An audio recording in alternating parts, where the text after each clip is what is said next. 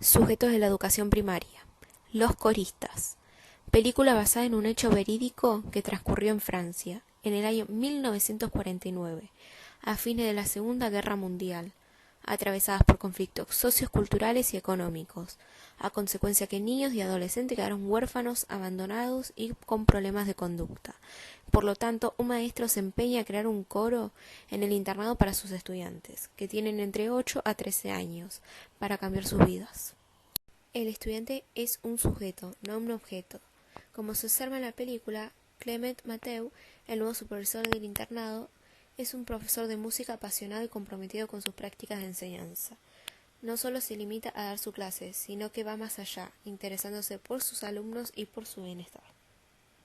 De este modo, posibilita un vínculo con los niños y logra ver con el correr de los días los avances en las clases, reconociendo sus valiosas características y aptitudes en cada uno, sabiendo que como adultos ejercemos funciones constituyentes en los chicos, es decir, contribuimos a su función subjetiva, y en función de cómo nosotros los veamos, vamos a poder facilitar esa condición o no.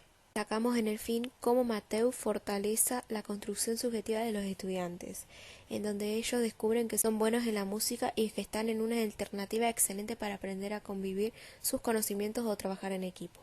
Igualmente vemos que requieren del docente para la construcción del aparato psíquico, ya que los niños necesitan de un otro significativo para lograr su cambio y promover su desarrollo emocional. Si se habla desde el oficio, el docente en la escena adquiere un lugar revelante y primordial en la tarea de articular, acompañar, cuidar, interés en los estudiantes en sus trayectorias educativas. Es un adulto significativo porque debe escuchar, orientar y cuidar. A la par, el aprendizaje no está ligado al mito de la inteligencia ni a las edades. Se aprende en modos diferentes, tal que es la confianza que transmite el maestro a los niños. El internado cuenta con una matrícula amplia, con estudiantes de género masculino, en el que llevan uniformes como pantalón corto gris, suéter camisa y zapatos negros. Potencialmente se ve la formación de los alumnos en fila uno tras del otro, en donde el director observa una forma rigurosa muy estricta. Por lo cual podemos relacionar la película con el modelo de escolarización, teniendo en cuenta el régimen académico, la historia familiar y escolar.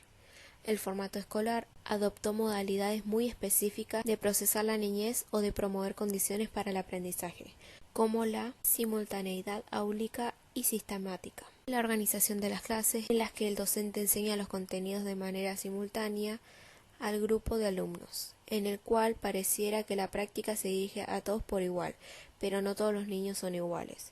Entonces podemos decir que estos componentes duros no piensan en la condición subjetiva de cada niño. Dado que la escuela moderna tuvo un incremento por ser obligatoria, donde su población estudiantil es muy diversa, ya sea todo está debido a la organización escolar y a la contención de las nuevas culturas, como así también de las políticas de inclusión educacional. En cuanto al director, un hombre muy tradicionalista, priorizaba el orden y la disciplina, muy estricto y autoritario, no posibilitaba un intercambio con los niños, sino que su relación era más unidireccional. Solo se limitaba a que aprendan los contenidos que estaban prescriptos, sin tomar en cuenta los sentimientos de los niños o qué pensaban o sentían.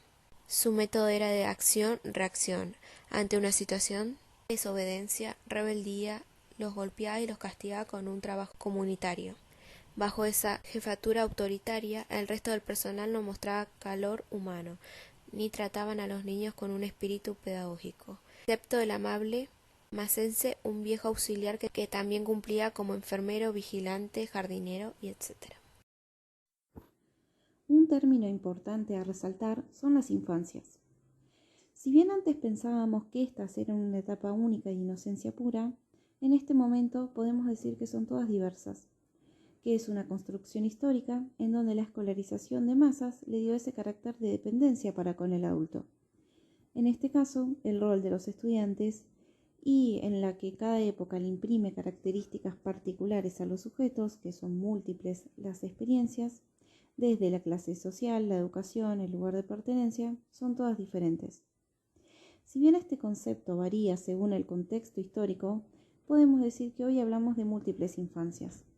En relación con el film, describimos una de ellas, que es la infancia minorizada, donde el concepto de menor de edad constituye a una categoría jurídica que concierne a todos los niños independientemente de su origen en menores.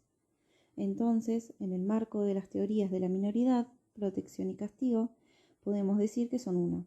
Se castiga, encierra, para proteger la infancia en peligro material o moral, y a su vez se la considera una experiencia peligrosa para la sociedad.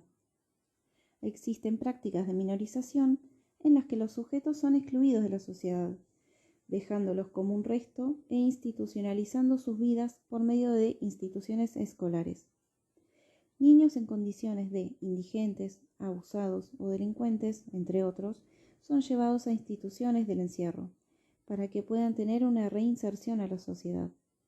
En estas mismas instituciones también están aquellos chicos designados como menores no delincuentes, que son internados allí por diversas causas, mediante una intervención judicial que es realizada a partir del contexto de las personas involucradas. Y teniendo en cuenta el contexto sociopolítico, vemos que en su mayoría los estudiantes son huérfanos por la guerra, pero también hay otros como Pierre Morange, un niño de rostro angelical, herido, incomprendido, vulnerable, hijo de Violette, una madre soltera desesperada por el comportamiento de su hijo, ladrón, que es expulsado de la escuela por no dejar de huir y finalmente enviado al internado por medio de un juez. Entre los estudiantes, Morange es uno de los más intratables, pero también es el que posee una mejor voz, a lo que Matthew, al darse cuenta del gran talento vocal que tiene, le consigue una audición en un prestigioso conservatorio. Otro concepto a destacar es la infancia infantilizada, en donde se los ve a los niños como un ser incompleto que depende completamente de un adulto. Esta es una mirada que vamos arrastrando a través del tiempo. En la actualidad notamos que va cambiando esa forma de percibir al infante, lo cual podemos observar que en cada uno de ellos posee experiencias enriquecedoras capaces de enseñar a los adultos. También podemos ver al niño como un sujeto pleno de derechos.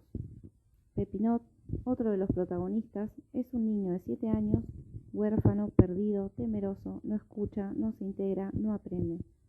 Está detenido como en su tiempo interno, en una espera perpetua, sumido en la fantasía de un padre imaginario que vendrá por él un sábado. Por otra parte, el papel del docente logra un cambio en los niños, recreando espacios de seguridad con varias propuestas, e intenta alcanzar acuerdos con los chicos y los docentes. Matthew es temeroso, azorado, despreciado, vulnerable entre el autoritarismo reinante y las constantes burlas. La relación con los internos es de progresiva cooperación. Si bien le pusieron un apodo apenas lo vieron, Calva de Cromo, terminan regañando a Morange después de que éste le lanzara la tinta en la cabeza.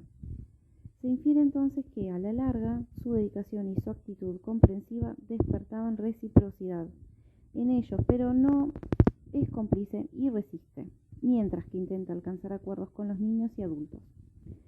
Ocasionalmente, él descubre que mediante la música atrae el interés de sus escolares y se entrega a la tarea de familiarizarnos con el canto.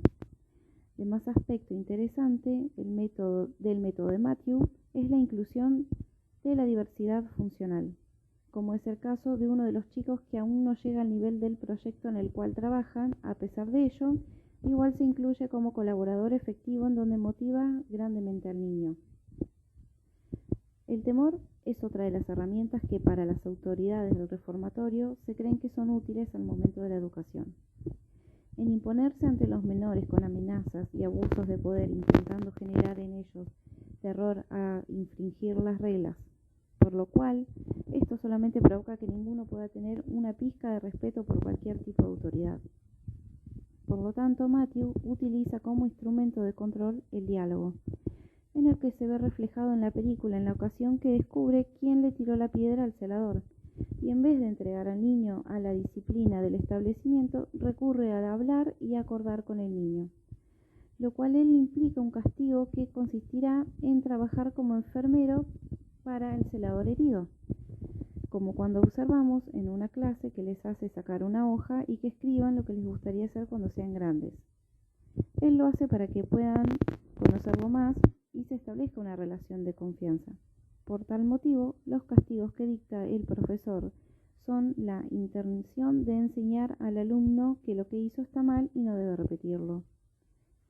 Por otra parte, podemos visualizar la violencia cuando el director le pega a un estudiante ejerciendo coerción para que confiese un robo que no cometió, y también cuando arrastra de las orejas a un niño que se había escapado de la clase, donde constantemente intenta con dificultad mantener disciplinados a estos escolares problemáticos.